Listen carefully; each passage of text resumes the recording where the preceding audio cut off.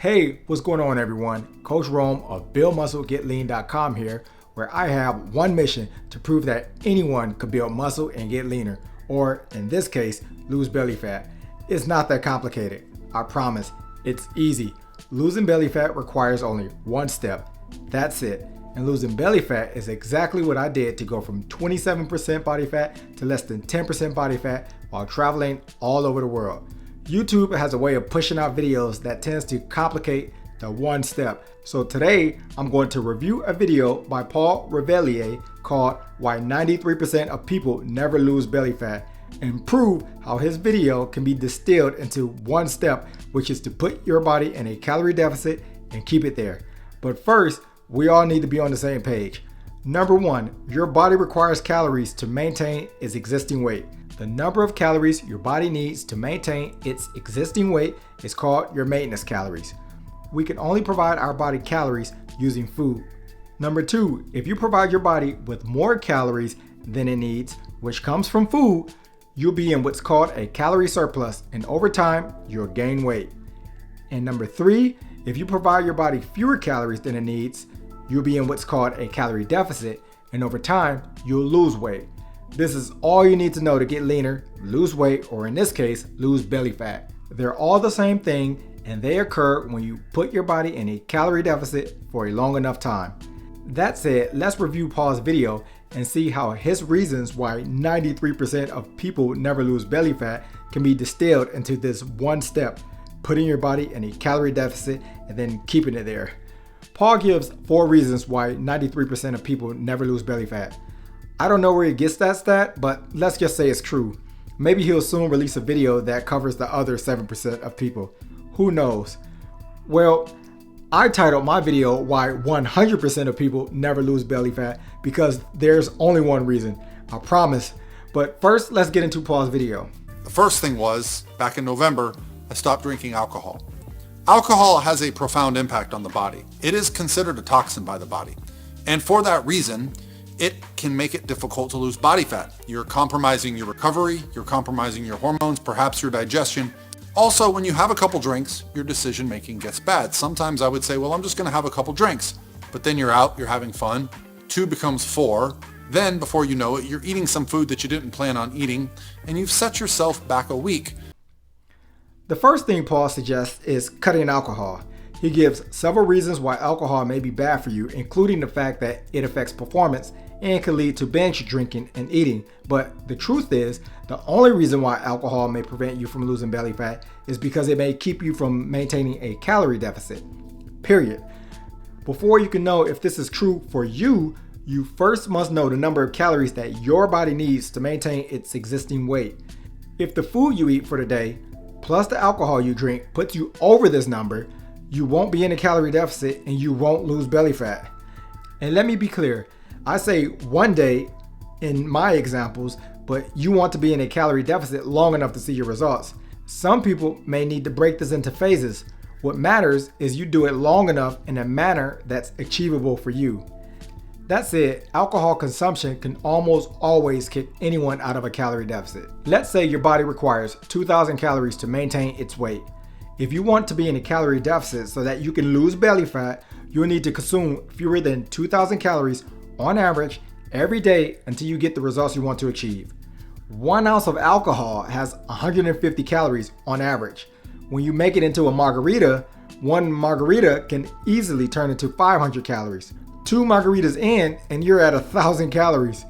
Add snack foods that you eat while drinking and you can easily turn 1 night of drinking into 2,000 calories alone.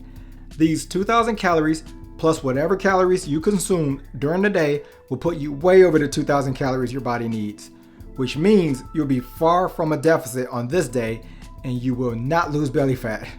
If you make a habit of doing this often, you will never lose belly fat because you'll never be able to get your body into a calorie deficit. It's not magic. Keep this in mind during the upcoming football season. It's easy for beer drinkers to down 4 to 5 beers during a game. Just remember that those 4 to 5 beers, not including the snacks you're going to eat, can easily add to 1,000 calories or more. How does this link to my one step? Well, if you want to lose belly fat, you must put your body in a calorie deficit and keep it there. Eliminating alcohol is just one of many ways that helps with this step.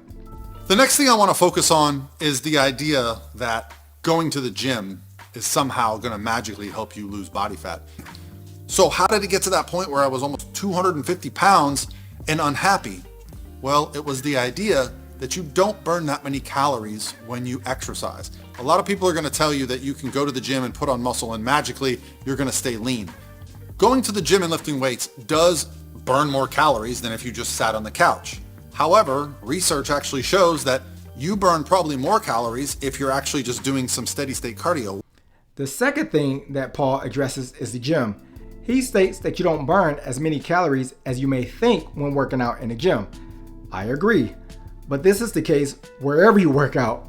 If you have a goal to lose belly fat, and assuming that's your only goal, working out should 100% be a data-driven activity.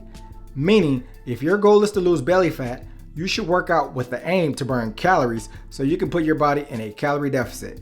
If you're going to work out, make sure you have a good idea of the number of calories you're burning. I always work out with my Apple Watch. The Apple Watch or other gadget is not going to give you perfect data, but the data you get is going to be better than none at all. Then you can use that data to assess whether you're in a calorie deficit. If your goal is to lose belly fat, working out won't help if the number of calories you burn doesn't put you below your maintenance calories. Again, let's say your body requires 2,000 calories to maintain its weight. If you eat 2,200 calories but only burn 200 calories during your workout, you will end the day with a net calorie burn of 2,000 calories, which means you won't be under 2,000 calories and therefore will have never gotten in a calorie deficit and won't be able to lose fat. Again, it's just math, and the process that occurs is just what happens in humans. So not accurately assessing the number of calories you burn in the gym goes back to my number one step. If you want to lose belly fat, you must put your body in a calorie deficit and keep it there. You can definitely go to the gym and do whatever you want if your only goal is to lose belly fat, but you must also make sure to have a good estimate of the number of calories you burn and the number of calories you eat, while making sure what you eat minus what you burn puts you in a calorie deficit. So what helped me turn the corner from 250 pound bulking guy to guy who understands how to get and stay shredded with very little effort? What was it? What was the turning point? For me, it was reaching out to someone who I felt was an expert in this area, who I had seen their results with their clients, and I hired a coach. And what was the reason? I wasn't being accountable to my nutrition, okay? The next thing Paul addresses is accountability, and then he goes on a soft and subtle sell for his coaching services. I get it. We all have to eat, right? If you need someone to tell you, good job, sure, a coaching service may help. But the truth is, a coach, especially an online coach, isn't going to be with you when you're eating. Only you can decide what you're going to put in your mouth and how much. The only thing you may need to know and figure out is what types of foods you may want to prioritize if you want to feel full when you decide you want to begin eating fewer calories to get into the calorie deficit so you can lose your belly fat. And forever, you understand what you're taking in and what you're putting in your mouth. And so for this reason, there are a few apps that will allow us to track our nutrition.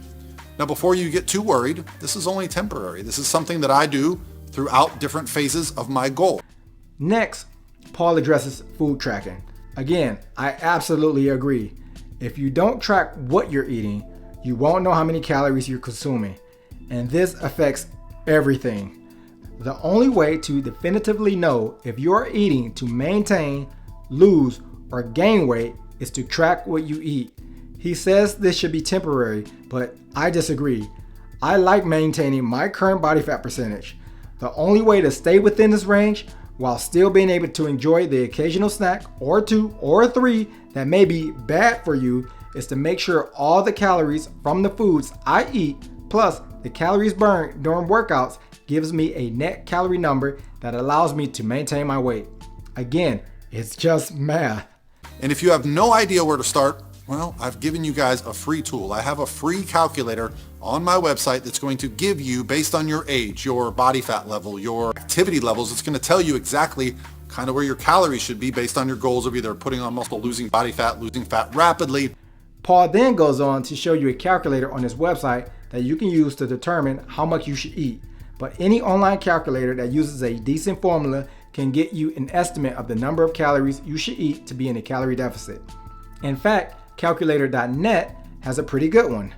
Just remember that any calculator you come across, including Paul's calculator, will only be a starting estimate. You very likely will have to make adjustments over time, and you do this by eating at the suggested number of calories for a few weeks and monitor if you're losing weight. If you're losing weight, it means you can stay on those numbers for a bit longer. But if you stop losing weight on those numbers, you have to make an adjustment downward to those numbers. Last, Paul talks about goals. So what is the fourth reason that most people never get to see their belly fat? And this might be the most important one of all. Your goal does not matter to you. Events. Obviously, weddings are a big one, perhaps a vacation, perhaps a reunion, but some type of event that is going to allow you to be excited and wake up every day and go, I am excited to do my cardio. I'm excited to meal prep. I'm excited about the prospect of working towards my goals. Again, I get it. You definitely won't lose any belly fat if you don't have a goal to lose belly fat.